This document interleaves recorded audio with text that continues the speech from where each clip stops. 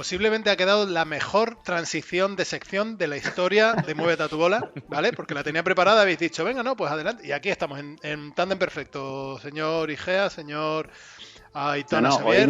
Hoy no es tándem perfecto, y es un, no sé cómo llamarlo, trípedo o algo así perfecto. Porque Perfecto, porque estáis todos.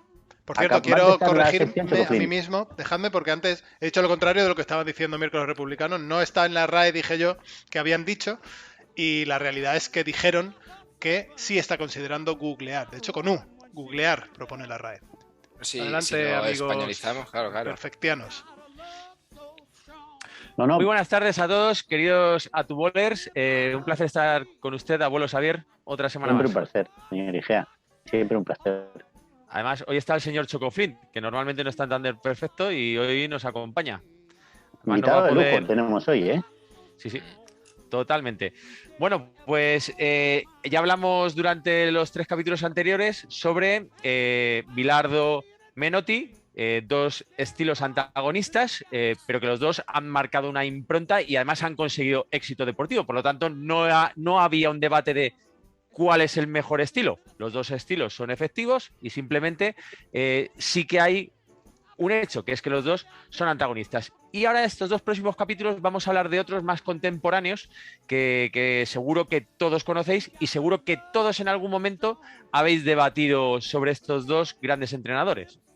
¿Abuelo? Sí, de hecho hay que reconocer que me duele un poco, porque así como Menotti y Bilardo, para mí, digamos que me pone en una situación incómoda, porque he de reconocer que no soy muy seguidor de los equipos de Bilardo. Sin embargo, me parece un personaje entrañable.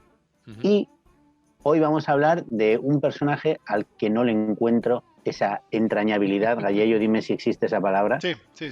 Entrañación, también hay quien lo titula.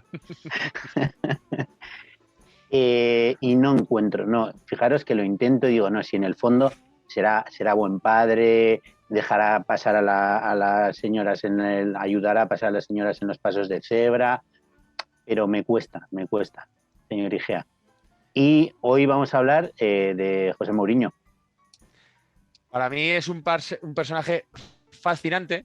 Yo como madridista y como gran defensor y seguidor de los del Bosque, los Raúles, pues los personajes más deportivos, ¿no? Los butragueños, etcétera, pues para mí fue me rompió todos los esquemas que una persona así llegara al Bernabéu. Y con el tiempo y con el estudio, porque sí que me despertó una grandísima fascinación, he ido acercándome un poco más al personaje y al entrenador y a la persona, y sí que le he conseguido encontrar muchos puntos de aprendizaje y también para defender parte de su estilo, ¿no? Pero sí que es cierto que genera tanto amor como odio, y la gran mayoría de las veces es odio, pero un odio que él busca como parte de su estrategia para conseguir los resultados.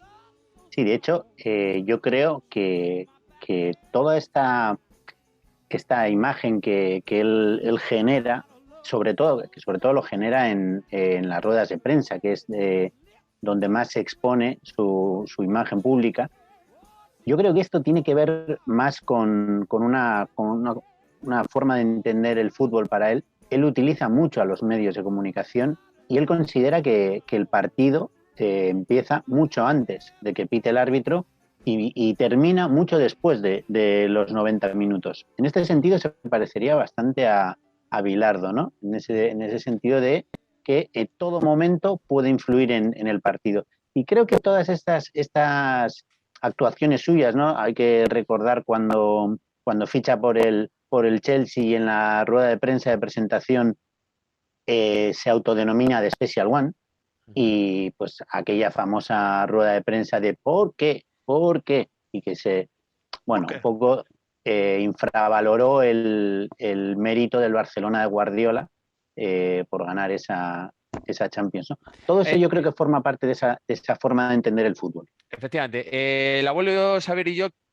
cuando hablamos de estos entrenadores, queremos decir que no pretendemos analizar aquí si uno es mejor o peor. Simplemente hemos identificado que son estilos que dejan una impronta en el club, que dejan una impronta en los jugadores, que además consiguen resultados deportivos y que generan un gran debate, y simplemente queremos exponerlos, ¿no? Entonces, después de una larguísima conversación del abuelo Sabrillo, hemos definido el estilo de Mourinho en 3 puntos, ¿no? Que el partido empieza y termina mucho antes de los 90 minutos, o sea, él no está jugando en esos 90 minutos, sino que, como acaba de decir el abuelo Sabrillo, mucho antes en las ruedas de prensa y mucho después, que su liderazgo es un liderazgo autoritario y jerárquico, y que la cohesión del grupo, el estás conmigo o estás contra mí, el crear una piña, es lo más importante. Entonces vamos a hablar brevemente de esos 3 puntos. El primero, como decía el abuelo Xavier, el partido empieza y termina mucho antes de los 90 minutos. Mourinho es un gran analista de entrada de los rivales. Quiero poner un ejemplo que a mí me marcó mucho cuando estaba en el Real Madrid y le seguí. El Real Madrid llevaba varios años sin ganar absolutamente nada, ni ligas, ni Champions, ni siquiera una copa. Y él llegó y su obsesión era ganar algo para devolver la autoestima al equipo. Lo que estamos hablando del famoso elefante, ¿no? Estaban en ese punto del equipo en el que ya no eran capaces de tirar, aunque ya solamente la estaca fuera pequeñita y ellos ya fueran grandes, el equipo se había reforzado, pero ya no sentían ese entusiasmo o esa confianza en que podían conseguir algo. Entonces, para él era importante ganar algo nuevamente.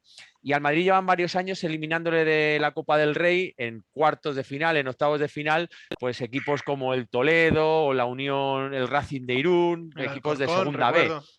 El Alcorcón, bueno, de hecho, el Real Unión de Irún, no el Real Unión de Irún, y justo el año anterior había sido precisamente el Alcorcón con Pellegrini. Y entonces él llegó y dijo, este año vamos a ganar algo, pase lo que pase. Y recuerdo que habían jugado un partido de liga contra el Sevilla, contra un equipo importante, y habían ganado. Entonces llegó a o sea, fijaros si es tanto así, esto que dice el abuelo Xavier, de que el partido empieza y termina mucho antes de los 90 minutos, que terminó el partido de liga el domingo y el miércoles jugaban contra el Murcia, que estaba en segunda en ese momento o en segunda B. Y entonces, cuando le está haciendo la rueda de prensa del partido de liga del Sevilla, le dicen, bueno, y entonces ahora qué va a hacer, va a llegar, va a analizar los fallos del Sevilla, y dice, ahora mismo lo único que me obsesiona es que todos mis jugadores vean el vídeo que les he pasado del Murcia, para que conozcan a la perfección el rival contra el que nos enfrentamos el miércoles.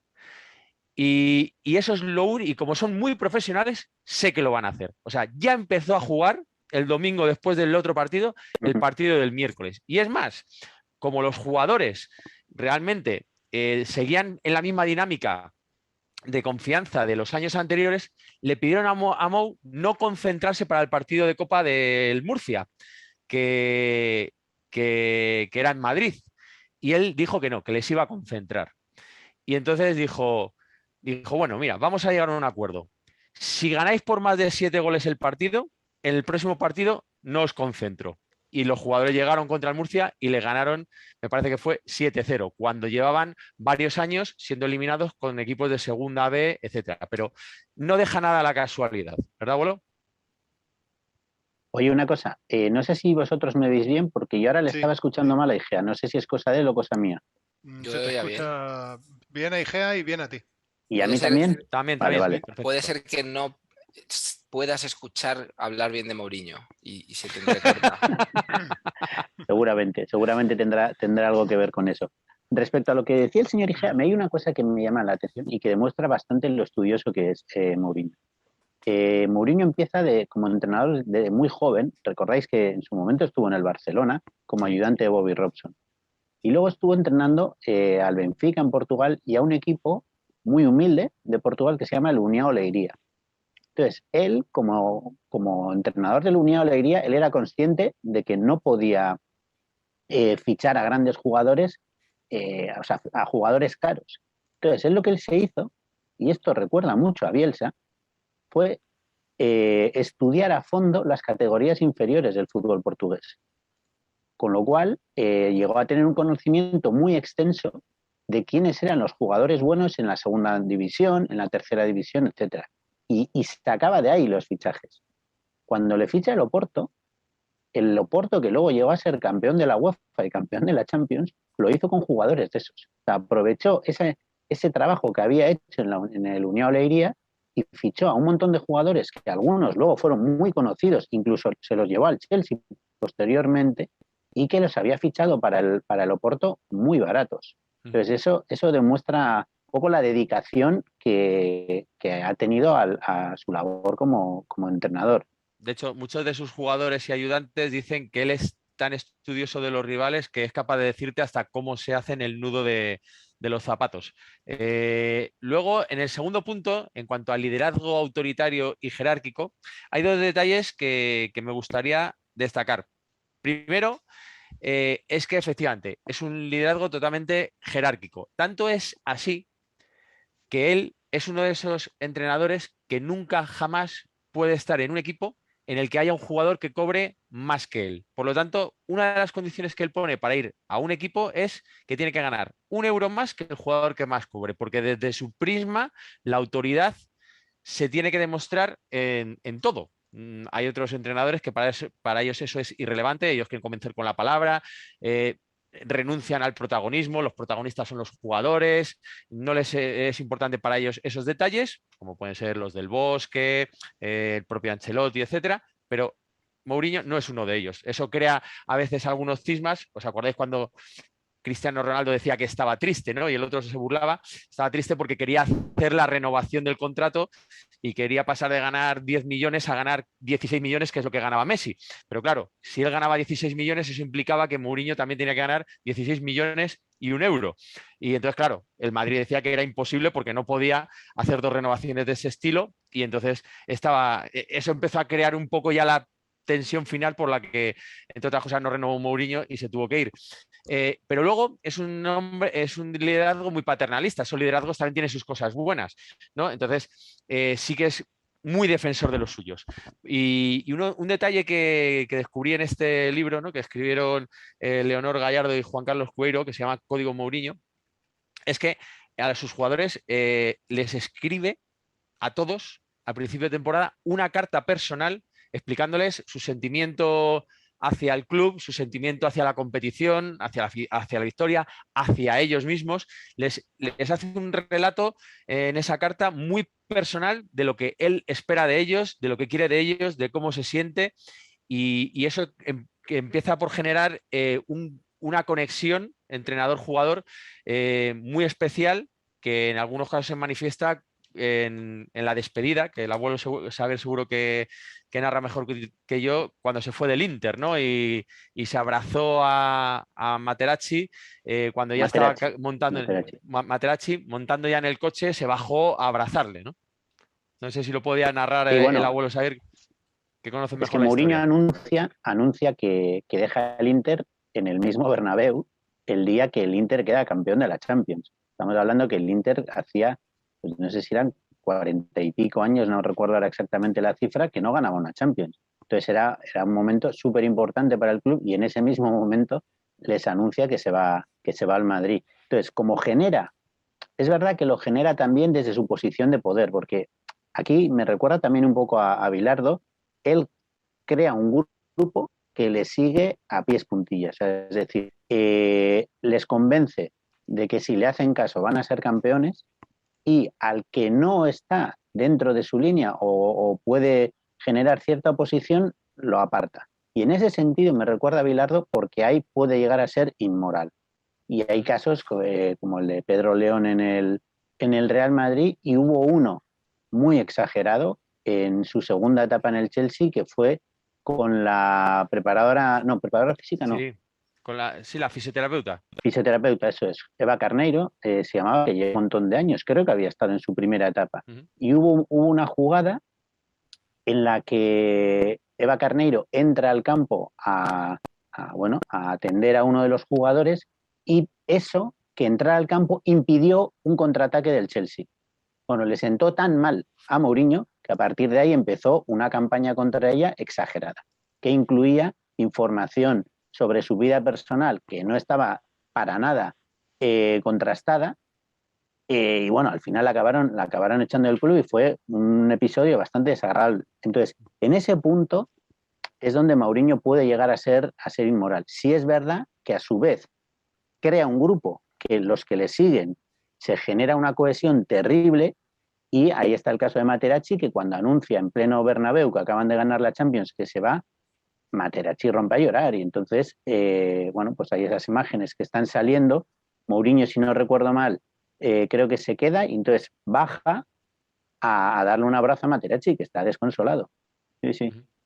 Efectivamente. Y luego, pues, Mourinho también consigue en los equipos en los que va algo que también es bastante de Bielsa. Bielsa cuando está en Chile, lo que hace es pasea mucho por los barrios, va a hablar con el panadero, va a hablar con los del bar, habla con los aficionados, intenta impregnarse del sentimiento del equipo, en este caso de la nación. Y entonces Mourinho lo que hace es poner muchos referentes. Cuando llega a los clubs, menciona en las ruedas de prensa, pues cuando llegó al Madrid, a Di Stéfano, a Butragueño, a grandes jugadores de la historia, y empieza a empaparse de la idiosincrasia del club, de qué es importante, de cuáles son los detalles, de cuáles son los gestos. De hecho, intenta conectar mucho y empatizar mucho con los fans, con los más radicales, les hace guiños, y entonces eso al final crea una especie de que todo el mundo va a una. En ese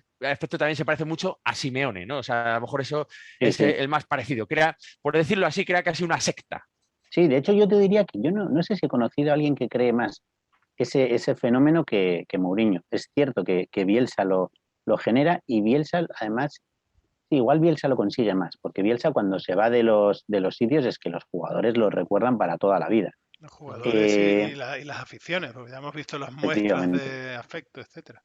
Eso es, eso es. Y bueno, Mourinho sin ninguna duda genera eso. Yo también quiero decir que yo tengo una teoría que es que normalmente los entrenadores, igual que a los jugadores, tienen su periodo de esplendor y no suele ser más de una década. Mourinho me parece que es un entrenador que tuvo su momento de esplendor en la primera década del siglo XXI.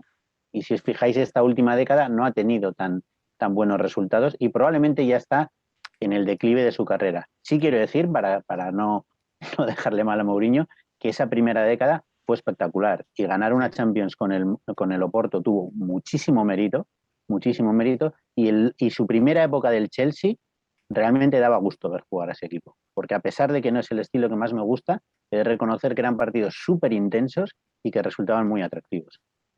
Bueno, y con el Inter de Milán, con jugadores que habían ido echando de diferentes equipos grandes, él fue cogiendo todos esos jugadores que iban un poco de vuelta y también lo consiguió. Y respecto a eso que dice el abuelo Saber, y ya un poco para terminar, bueno, no sé si estaba algo por ahí, ese tipo de estrategias o de estilos que mueven mucho los sentimientos, ¿no? Las bajas pasiones que consiguen que jugadores rindan al 150%, y por eso al final consiguen a lo mejor resultados que parecen imposibles, pues claro, suelen tener un resultado muy corto, ¿no? Cuando no estás, o sea, los Guardiolas, los Pellegrinis, los Ancelottis, o sea, tienen carreras mucho más largas, ¿no? Porque son estilos más tranquilos. También haremos un capítulo dedicado a los perfiles bajos, ¿no?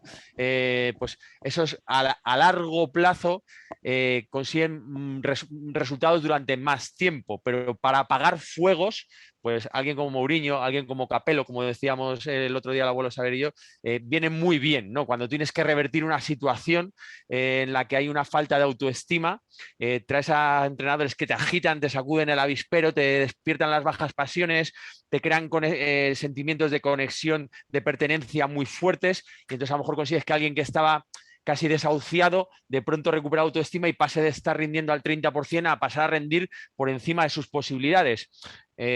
Zidane, Ancelotti, Del Bosque, perfiles más bajos a lo mejor consiguen tener a la gente siempre al 90%, ¿no? Y estos pues pasan del 30% a que rindan al 120%, pero cuando esa efervescencia se baja, pues vuelven otra vez muchas veces a lo mejor al 50%, y entonces es cuando se acaban los ciclos. Y quería, para terminar, señor Igea, comentar una cosa.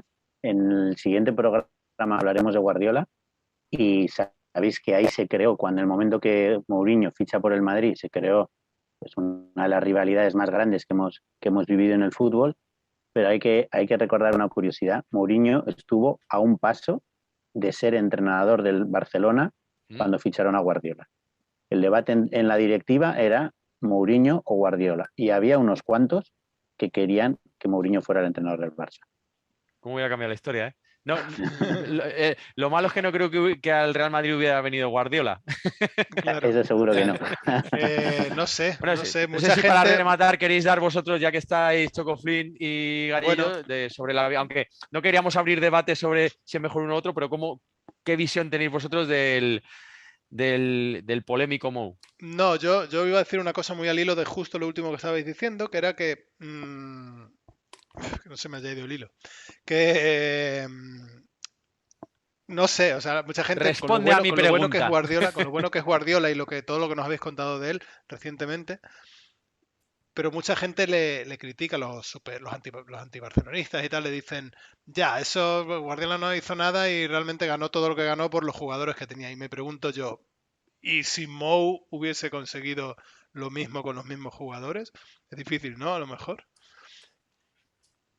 Es muy difícil. De hecho, es que hubiera sido, lo que decía antes el señor Igea, hubiera sido completamente distinto. O sea, no solo ese Barcelona y, en consecuencia, el Madrid al que no hubiera entrenado Mourinho. Es que probablemente el fútbol actualmente sería distinto, porque esa rivalidad ha marcado la última década. O sea, ha marcado el devenir del fútbol de esta última década. Sí. Muy bien. No sé si Chocoflin tiene algún comentario. Yo... Joder, también se me ha olvidado lo que... Como madridista, ¿cómo viviste aquella distorsión que provocó Mou? Pues mira, es verdad que Mou llegó y sacó algún título, es verdad que consiguió que el Madrid recuperara pues un poco ese renombre, pero yo creo que una perdió... Copa, una Liga y 3 semifinales de Champions, por mencionarlo. Sí, pero perdió pues esa presunción que tenía siempre el Madrid de decir que era un club señor. La verdad es que perdió esa especie de título del que podía presumir, ¿no? De que era un club señor y tal. Y yo recuerdo que cuando el Barcelona estaba decidiendo si iban a fichar a Guardiola o a Mourinho, claro, tenía un bagaje espectacular y para mí Guardiola como era un exfutbolista, pues yo deseaba que cogieran a Guardiola. Pensé, mira qué pringados que han cogido a Guardiola, porque es uno ahí que jugó en el Barça, pero de entrenador no tiene nada. Y entonces yo no sé si tendría mucha experiencia, ¿no? Creo que había estado en Qatar Barça o algo así. El Barça B. Un año en el Barça B. En Qatar probablemente jugando. Había estado jugando en Qatar. Yo me alegré, pero... yo me alegré que cogieran a Guardiola y pensé que pringaos. Igual luego te desalegraste. Sí, totalmente, pero me alegré por lo que en definitiva aportó ese Barça a la selección, que luego ganaría las Eurocopas y el Mundial. La Copa del Mundo, claro, la Copa del Mundo. Eso ese movimiento del Barça probablemente fue un detonante para que la selección ganase el Mundial. Claro. Y ya me acuerdo que iba a decir, que estos que se preguntan que Guardiola, claro, ganó mucho, pero tenía el equipo que tenía, el año que el Barcelona fichó al Tata Martino y el equipo era el mismo y no se llevó nada. Correcto. Efectivamente. Bueno, era el mismo, pero 5 años después. De hecho, la semana que viene hablaremos de Guardiola y, bueno, por avanzar un poco, uno de los argumentos que iba a dar en favor de este debate claro, es que Guardiola le cogió un Barça con Xavi, Iniesta, Messi, etcétera, y claro, con eso cualquiera gana, pero luego allá donde ha ido, ha seguido batiendo récords de efectividad y ahora hace poco, justo esta semana, ha salido uno que tiene el mayor récord de victorias en el menor número de partidos en la Premier League, pero muy por delante de entrenadores míticos, o sea, pero barriendo, ¿no? Entonces dices tú, bueno, qué casualidad que siempre tiene suerte de estar en el momento adecuado y oportuno, porque yo cuando en el City también puede... Yo cuando diga algo de fútbol no me hagáis ni caso porque no tengo ni idea.